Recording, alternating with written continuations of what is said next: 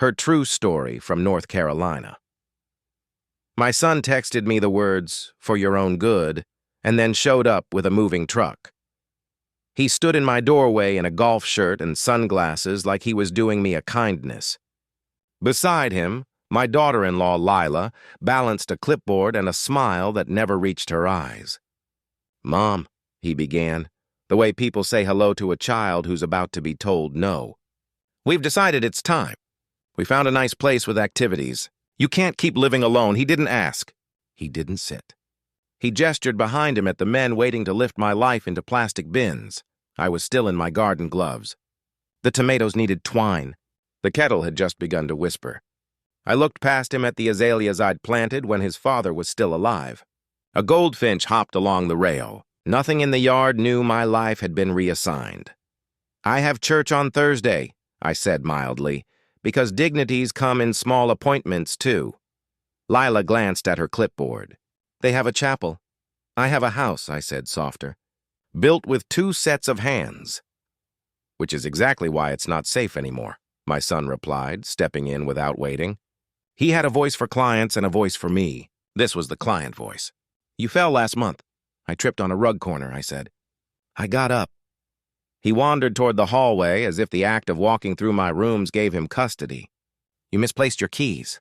"You left the stove on." "We talked to the intake coordinator already." "Your room is ready." There it was. Ready. As if I were a parcel.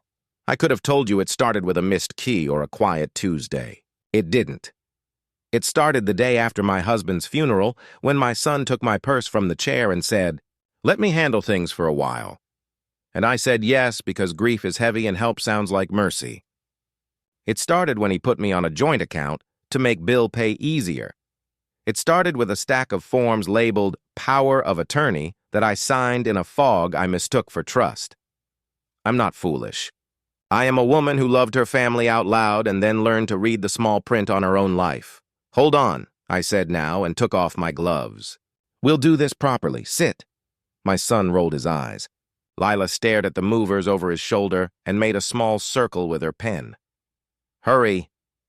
In the kitchen, I put the kettle back on and dialed the number I had written on the back of a recipe card the night before. I hadn't planned the truck. I had planned for the moment when someone I loved would try to rewrite my next chapter. "Ms. Brooks," the voice answered. "Calm. Alert. The sound you want when the boat is taking on water. This is Attorney Park." "June," I said, finally calling her by her first name. "They're here." "Is Sheriff Womack reachable?" she asked. "I'll call him after I pour this tea," I said. They thought they were moving me out. They didn't know I'd already moved certain things out from under them. The deed, the decision-making. The doors their keys no longer opened. 2 weeks earlier, I lost my keys for 10 minutes and spent 10 days being treated like I'd misplaced my mind. My son changed my online banking passwords for security. He began answering my phone when it rang at my house. He told the pharmacy to send my refills to him for safekeeping. A neighbor mentioned, kindly, because gossip sometimes comes wearing mittens, that she'd seen him walking the property line with a man from a development firm. "He said he's helping you downsize," she said. "Such a good boy." That night I lay awake listening to my ceiling fan click and realized the sound I heard wasn't fear. It was resolve. The next morning I took a bus downtown, walked into a law office with an oak tree painted on the door, and told June Park exactly what I needed. Revoke the power of attorney I had signed, draft a supported decision-making agreement that said I chose who would advise me, not who would manage me, record a deed transfer to a revocable trust with me as trustee, and prepare a no-trespass letter addressed to anyone who believed they could invade my house in the name of care. June didn't blink. She took notes, asked 3 precise questions, and drafted the papers. "We'll also have you evaluated by Dr. Patel this week to formally document your capacity," she said. "Not because you need validation, but because paper stays steady when charm fails." I liked how she said it, plain, sharp, kind without being soft. We filed everything the same day. I had never felt so tired and so awake at the same time. Now the truck idled in my drive. The kettle sang. My son shifted like a man impatient with his own mother's slowness. "You can't stop this just because you're being stubborn," he said, checking his watch. "They need you moved by noon." "What you're describing," I said, pouring tea, "is called a kidnapping when it happens to people with fewer birthdays." Lila barked a laugh, surprised. "Don't be dramatic, Elaine. We know what's best." "Do you?" I said, and walked calmly to the front door. At the end of the walk, a patrol car pulled up, lights off. Sheriff Womack got out as if he were attending a barbecue, hat in hand. I had taught his niece in Sunday school. He tipped his hat to me. "Ma'am," he said. He nodded once to my son. "Sir." "Sheriff," I said, and handed him the folded letter June had prepared. He read, then looked up and met my son's eyes. "You and your crew need to step off this porch," he said evenly. "Ms. Brooks has revoked your authority. This is a private residence. You're not invited in." My son's face did a thing I had seen when he was 3, confusion turning quickly into rage. "That's my mother," he said too loudly. "She's not well. We're helping her." "Your mother scheduled my deputy to stop by at 9 sharp, the sheriff replied. "She seems well to me." "She also scheduled the locksmith at 10.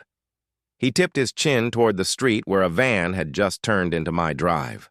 The locksmith waved. I waved back. For a breath, we all stood in the space between how it had always been and how it was about to be. "Coffee?" I asked the sheriff. "Don't mind if I do," he said, and followed me inside. Behind us, my son sputtered through a list of old facts he hoped would still be true. "I pay her bills," he said. "I handle her meds. She needs supervision. You paid some bills with her card," I said from the sink. "I manage my meds. And the only supervision I need is a porch railing on a rainy day." Lila tried a different door. "We've already given notice at the facility," she said, rehearsed sympathy back in place. "Do you know how hard it is to get a spot?" "I do," I said. "I'm sure it will be perfect for the person who needs it." June arrived while the sheriff stirred sugar into his cup. She shook my hand, nodded to the sheriff, and turned to my son with the kind of smile that never misunderstands itself. "Mr. Brooks," she said, "I represent your mother. Here is a copy of the revocation of your power of attorney, the trust deed, and the no trespass letter. You are not to enter again without her explicit invitation. We've also filed a motion to dismiss your emergency guardianship petition. The court will hear it Tuesday." My son's mouth dropped. "We're not— What petition?" "Filed yesterday afternoon," June said mildly. "I saw the timestamp." He glanced at Lila. Her eyes told me what I needed to know. They had hoped to do it quietly and quickly. They had mistaken my quiet for consent and my age for absence.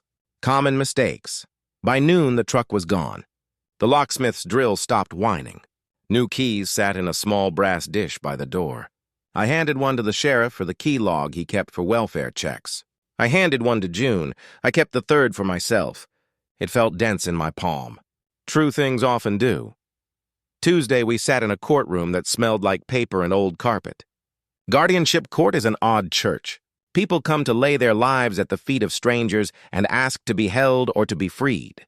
The judge looked like an uncle who tells the truth even when it's awkward. June called Dr. Patel first. He spoke softly. "Ms. Brooks demonstrates intact memory, attention, and insight. She manages her own medications and finances. She drives only in daylight. She can describe her assets and her wishes. She is capable." My son's lawyer adjusted his tie and tried to build a house out of shadows. "She lost her keys," he said. "She left a burner on." "She tripped."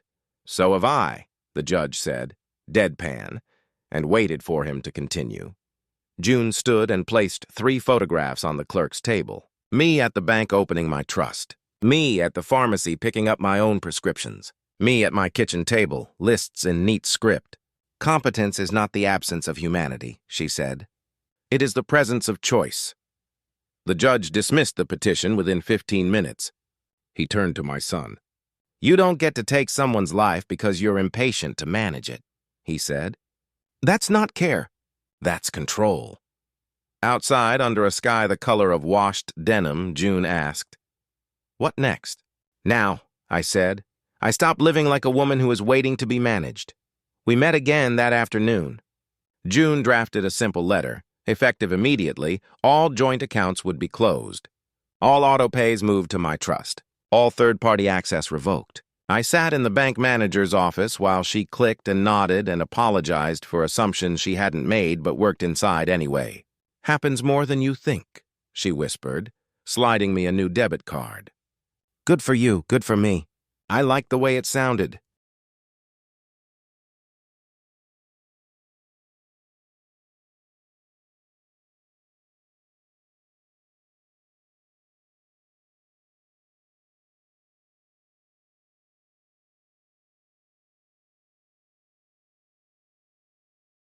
I went home and called 3 people who say my name like it has edges and not like it's a suggestion. My friend Alma from choir, who once brought me soup before I asked. My neighbor, Mr. Jenkins, who fixes screen doors for the price of a thank you.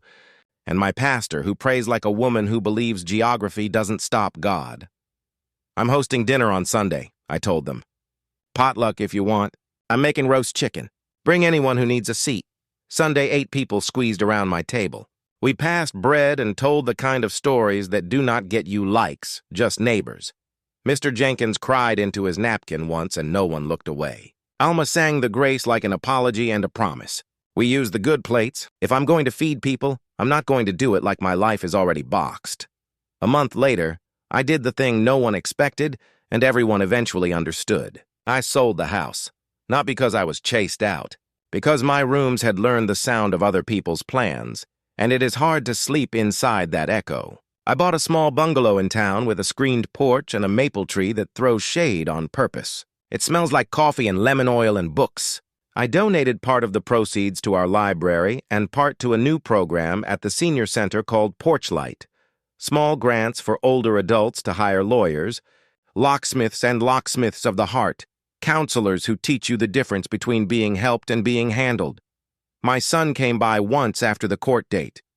He stood on my old porch and tried to use a key he no longer owned. When it didn't turn, he knocked. I opened the door and stepped outside, closing it behind me. We stood on opposite sides of a decision. "Mom," he said. He'd always been handsome when he was ashamed. "I thought I was doing the right thing." Lila said. He stopped. For once, he chose not to share the blame. "You were doing the easy thing," I said. "For you."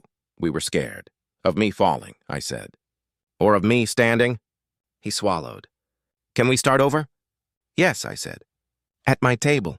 You can come for supper." "You will not come for my papers," he nodded. It was something. People like to pretend apologies are everything. They're not. They are a doorbell.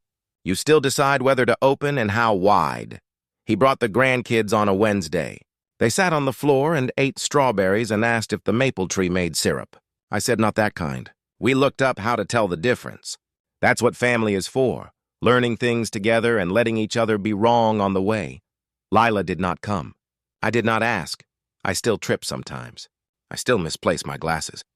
I still forget the name of someone I like at the grocery store and remember it 3 aisles later. I am 74, not a statue, but my name is on my door and on my deeds and on the decisions that make my days. On Thursdays, I staff the Porchlight table at the senior center. I keep a folder of blank forms and a thermos of sweet tea. People come and tell me their small disasters. "My daughter took my spare keys," one says. "My nephew keeps my mail," says another. "My son wants to sell the truck I still drive. I pass them pens." I tell them who to call. I tell them what paper can hold.